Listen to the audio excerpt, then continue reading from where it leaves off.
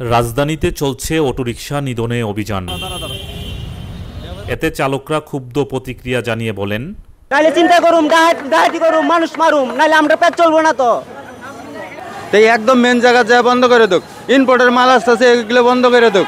Battery group company যায় battery বন্ধ করে দেখ, তাইলে তার এই সমস্যাটা হয় না।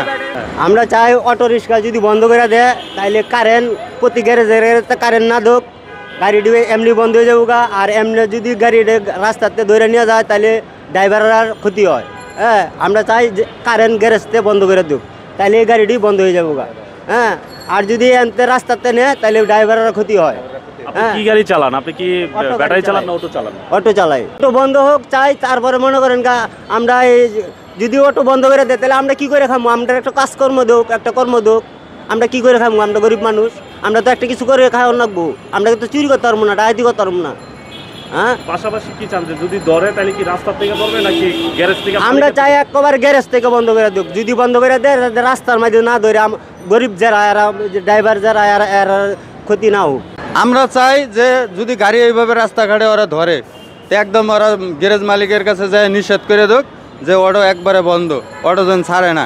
গরিব মানুষকে এইভাবে রাস্তাঘাটে আমাদের হাত থেকে অটো নিয়ে নিতেছে, এটা আমাদের ডোনেশন দেওয়া লাগতেছে।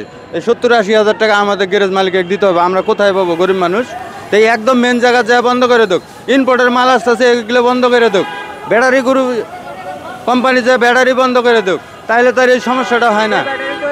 কিন্তু আমাদের মাইরে লাভটা কি কন? আমাদেরকে এটা মারা হচ্ছে। এবার এই যে অটোটা তুলে নিয়ে নিল, আমার হাত থেকে কাইরে নিল, এখন তো আমার তো গ্যারেজ মালিক একটা আছে, ডোনেশন দেওয়া লাগবে। এই টাকাটা আমি কোথায় পাবো? আমার তো এইদিকে দিন চলে না। আপনারা চাচ্ছেন যে যদি বন্ধ করা হয় এটা হচ্ছে মেন জায়গায় যায় বন্ধ করে দেব, এবার আমাদের কাছ থেকে নিয়ে বন্ধ করুক না। বন্ধ করাটা ঠিক হইতেছে না। কি করবো এখন? যে কোনো কর্ম আমাদের দিবে। নাইলে চিন্তা করুম, ডাহাতি করুম, মানুষ মারুম, নাইলে আমরা পেট চলবো না। তো অটো দিয়ে মনে করেন যে আমি এই গার্মেন্টসে চাকরি করতাম, গার্মেন্টসটা বন্ধ, আমার এই অটো চালাই মনে করেন যে বউ বাচ্চা বাঁচাইতেছি আমি, আমার 5-6টা পোলাপান, আমার সংসার চলে না। আমার এই সংসারেতে আছে অনটন, আমার এখন সংসারে টানার খিচের মধ্যে পড়ে গেছে। আমি এই অটো চালাইতেছি, চলতেছি। তো এইভাবে যদি অটো হাত থেকে রাস্তার থেকে আছে ওরা কাইরে নেয় তাহলে তো আমাদের আরও বিপদ।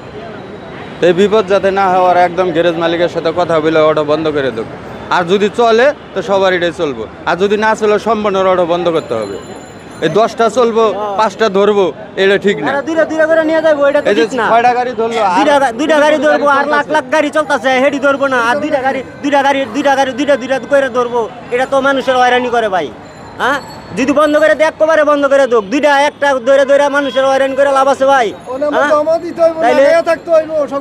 তাহলে এটা তো আমাকে পেরালাতি দেওয়া হইলো ভাই। আজকে একটা দিন গেল, আমগর কে খাইতে দিব? আমরা যদি কামাই না করি আমগো পিছনে আরো 5টা লোক আছে খাওয়াইয়া, ওগরে কে খাওয়াইবো? অন্যদিকে প্যাডেল চালিত রিক্সা চালকরা আনন্দিত এই উদ্যোগ দেখে। অনেক কষ্ট স্যার, আপনি একটা কে পাই না স্যার, তারা উঠতে চালা স্যার, অনেক কষ্ট, খালি উঠতো আর আটাশে উঠতো স্যার, কমে না টাকা করে। আমরা খুশি স্যার, আমরা খুশি স্যার, উঠতে স্যার আমরা খুশি স্যার। আমরা স্যার, তারা হইলো তারা এলাকা হোক, তারা এনে করে আছে। তারা আপনার যে মেশিন আগে এইভাবে চলুক, আমরা খুশি। আগে মেশিন এমনি থাকুক, আছে না শেখ হাসিনা যে মেডিসিন, তারা এইভাবে চলুক, আমরা বাঁচুক, তারাও বাঁচুক। আমরা যা বাচ্চা ছিল অনেক কষ্ট